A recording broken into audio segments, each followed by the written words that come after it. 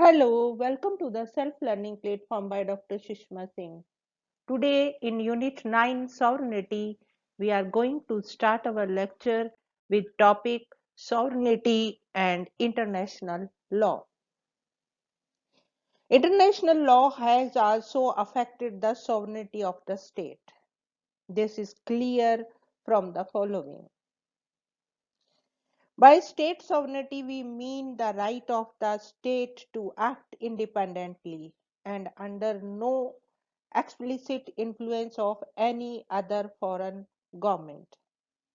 It implies, among other things, 2 points: that a state is powerful enough to protect its own autonomy in all matters of foreign policy, and to prevent domestic courts from ruling on behavior of foreign states. Such aspects of state sovereignty are under strain. The EU laws, for example, hardly ensure national sovereignty to any of its members. The UN Declaration of Human Rights and other conventions, which are the part of international law and are increasing by becoming binding on the states, are not the results of the states acting individually. They may not take away the sovereignty of a state, but certainly fashion it.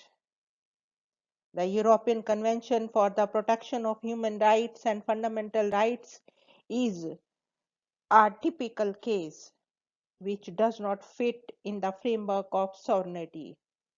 Any citizen belonging to the European Union can demand the introduction of any right included in the convention, but not incorporated in the constitution of the concerned state. Obviously, the European Union does not leave an individual state free to treat its own citizens as it thinks fit. Though the international law is a law applicable for states, the individual is also becoming the subject of international law. The International Tribunal at Nuremberg stated that crimes against international law are committed by men, not abstract entities, and only by punishing individuals who commit such crimes can be provisions of international law be enforced. The tribunal also made clear that when international ruling concerning humanitarian values come into clash with such state laws, individual laws must transgress the state laws. In fact, the international law is no longer a law between the states only and exclusively. It is changing and gaining ground for itself increasingly on the norms of coexistence and cooperation. Unlike the traditional international law, which assumed the separateness of the individual states, the new international law is binding itself on the concept of togetherness and closeness of the numerous states. Now let us sum up the unit. Sovereignty is the supreme power of the state by which the state exerts its authority. Legally speaking, there cannot be any restriction to its power of exerting obedience. It also monopolizes the power of using legitimate physical force. This view is best represented by the Austen's concept of sovereignty, in which sovereignty has been depicted as permanent, absolute, universal, inalienable, exclusive, and indivisible.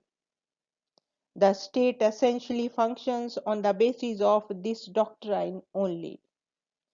But it is also a fact that state sovereignty has always been subjected to limitations, and in practical terms, the power of sovereignty has never been supreme. The pluralists have remarkably projected this view, where they conceived state as an association.